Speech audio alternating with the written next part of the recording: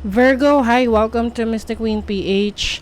At ito ang energies ng inyong kaperahan, money, career, finances ngayong March 2026. So this is a general reading. Pwede kang makarelate, pwedeng hindi.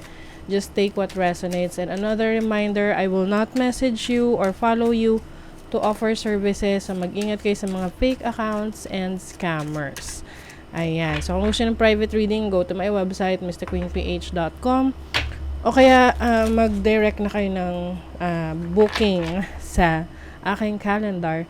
Yung link nasa description or sa comment section. Okay, so let's begin. Virgo.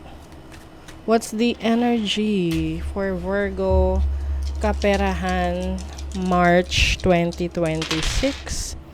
Okay, so you have Berkanu. This is new beginning. So, pwedeng new work, new career, new source of income, new interest, no? You also have Canas, which is your creativity. So, yung iba sa inyo, you will tap into your creative talents and skills for work or for career or for business. And then, you have Suwilu. So, this is about your illumination. So, magkakaroon ka ng parang alam mo yung eureka moment or parang thunderbolt na, uy, magandang opportunity to, pwede tong subukan, pwede tong pagkakitaan, pwede tong gawing negosyo or pwede tong gawing trabaho.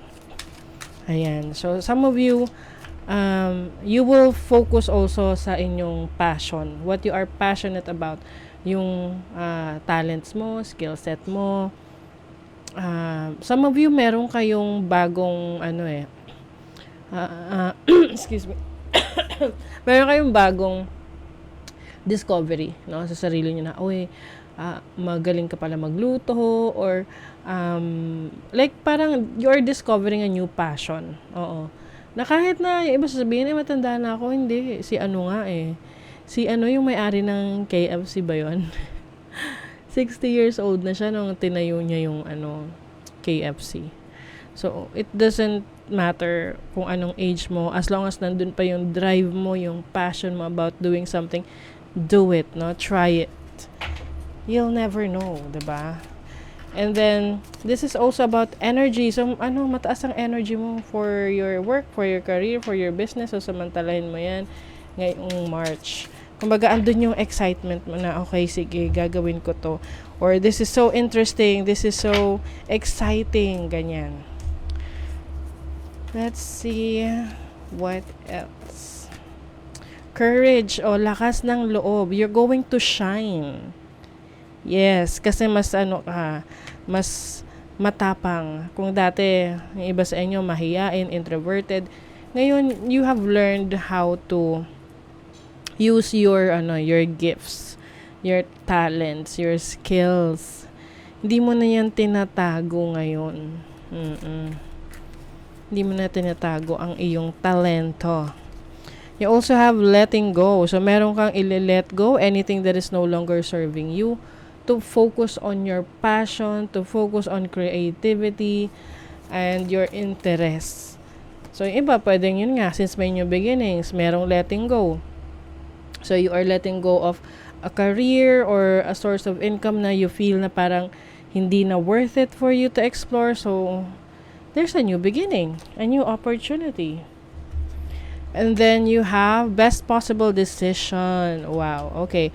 So, yeah, I feel like itong letting go na to, letting go is going to be your best possible decision. Okay? So, parang matagal mo na tong pinagninilay-nilayan na gagawin ko na ba? Naghahanap ka ng ng dahilan. Oo. Like, may mga dahilan pero for you, kulang pa yon. So, maaring ngayong March, mapo-finalize na yung dahilan mo na yon, na makukompleto na siya na okay, sige na nga, i-let go ko na, susubok na ako ng bago. Kasi yung idea mo ngayon is so worth it na parang hindi ka na makatulog sa kakaisip ng idea mo na yon, kaya you have to make it happen. You have the 7 of Pentacles. You've been waiting for that perfect moment. Kaya lang, isip mo na kung lagi ka lang maghihintay ng perfect moment at hindi ka magte-take ng action, you will always wait. Maghihintay ka at maghihintay lagi. So now is the time. Okay? This is your sign to do it. Finally do it. The King of Pentacles energy is someone who is stable financially or focus siya sa stability ng kanyang kaperahan, business or ng career. Some of you pwedeng ito na rin yung hinihintay nyo na opportunity sa work. Pwedeng magkakaroon ng upgrade sa work, yung position mo tataas, may promotion, merong leadership role for you, and it's going to be very beneficial rin sa family mo, sa loved ones mo, may celebration, may fulfillment. Some of you naman, pwedeng ito ay career na pwede mong gawin kahit nasa bahay ka lang. Ngayon naman kasi marami ng options, 'di ba? Na you can really work at the comfort of your home. You don't need to go to an office or to work for a company. You have the Hermit, so this is your energy. This is self-reflection. So March is a time for you to let go and start. So transformational. Oo, hindi naman kasi ito yung bigla ang transformation. Ito yung meron ka ng knowing or knowledge na eventually dadaan ka talaga sa transformation or endings and new beginnings. Yung iba sa inyo, napatagal lang kasi nga, you are waiting for the perfect timing. Ngayon na nga yun eh. Now is the time to do it. You have the 5 of Swords and the 8 of Swords. Alam nyo, meron at merong kukontra sa mga plano nyo. May mga taong i-discourage ka para guluhin yung isip mo. Kaya mag-ingat sa mga ganong klaseng tao na nasa paligid mo. Kasi lalo na kung, alam mo yun, feeling nila, mas maaangatan mo sila sa mga plano mo. So, syempre, i-discourage ka nun. But if you really believe in what you want and what you think na will be best for you, then do it. Go for it. So yung iba sa inyo, you will build your personal branding, especially if you are online personality ka, or your work is through online or being seen by the world, or meron kang business na magtatayo ka ng sarili mong brand.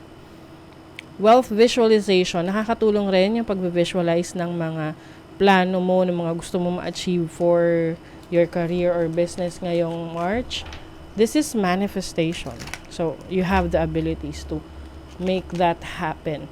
O, ayun na. Ito yung sinasabi ko sa inyong career advancement, yung merong may mapopromote sa inyo or sa trabaho ninyo, may mas mataas na sweldo, or mabibigyan ka ng leadership role, and even for your business, no, may growth yung business mo.